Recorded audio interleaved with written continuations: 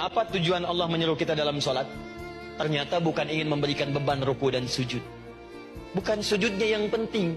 Karena semua makhluk tidak sujud pun tidak akan menurunkan status Allah sebagai Tuhan. Allah tetap Allah, gak ada ruginya.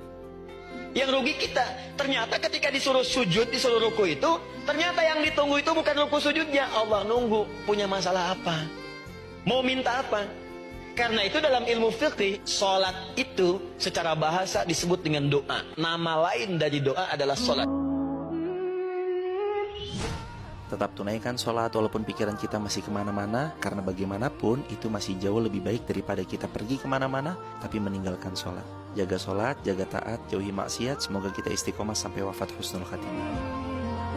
Sholat adalah inti amalan kita yang bisa merubah alur kehidupan kita dunia dan akhirat. Sholat kunci kebahagiaan, sholat kunci kesuksesan, sholat kunci datangnya rahmat Allah Subhanahu wa Ta'ala. 2, Allah meminta kita menunaikan salat 5 kali dalam sehari untuk memudahkan semua urusan kita di setiap waktu dalam sehari itu. Dan yang ketiga, di antara sekian 5 waktu itu ada waktu-waktu yang istimewa, yaitu asar, dan yang paling istimewa adalah subuh ataupun fajar. Mudah-mudahan kita bisa konsisten menunaikan dan menjaga waktu salat itu sampai kita pulang kepada Allah dalam keadaan husnul khatimah. Wa yasha'u rabbuka an yasuqa laka ad-durar وتظل تسعى جاهدا في همة والله يعطي من يشاء إذا شكر والله يمنع إن أراد بحكمة لا بد أن ترضى بما حكم القدر.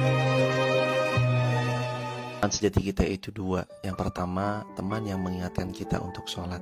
Yang kedua, teman yang membuat kita semakin dekat dengan Allah. Itu teman kita yang sejati. Adapun kalau ada seorang teman yang selalu mengingatkan kita sholat, selalu membuat kita makin dekat dengan Allah, duduk di sampingnya membuat kita semakin cinta kepada Allah, semakin merindui pertemuan dengan baginda Rasulullah SAW, genggam erat, jangan dilepaskan. Karena sebaik-baik teman adalah teman yang bukan hanya di dunia pertemanannya, tapi mereka ingin bersamamu sampai syurga. Ibadah itu awalnya harus dipaksakan, karena kalau nggak dipaksakan lama-lama kita nggak pernah ibadah. Sholat dipaksakan, tahajud dipaksakan, sedekah dipaksakan.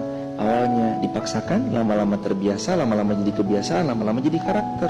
Dan ketika sudah sampai pada tahapan amal saleh jadi karakter, ketika kita tidak melakukan amal saleh itu, kita ada rasa kehilangan.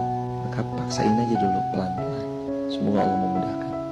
Kalau kamu ingin berbicara dengan Allah, sholatlah, berdoalah. Kalau kamu ingin Allah berbicara kepadamu, bacalah Al-Quran. Kalau kamu pengen kamunya bicara sama Allah, sholat nak. Sholat adalah cara kita untuk berbisik lirih ke bumi, suaramu terdengar jelas di alam langit. Sholat adalah caramu untuk menghibah, untuk mengemis cinta kepada yang menciptakan bumi dan langit. Makanya nggak pernah benar orang nggak sholat, nggak pernah bagus orang nggak sholat. Dia tuh memang nggak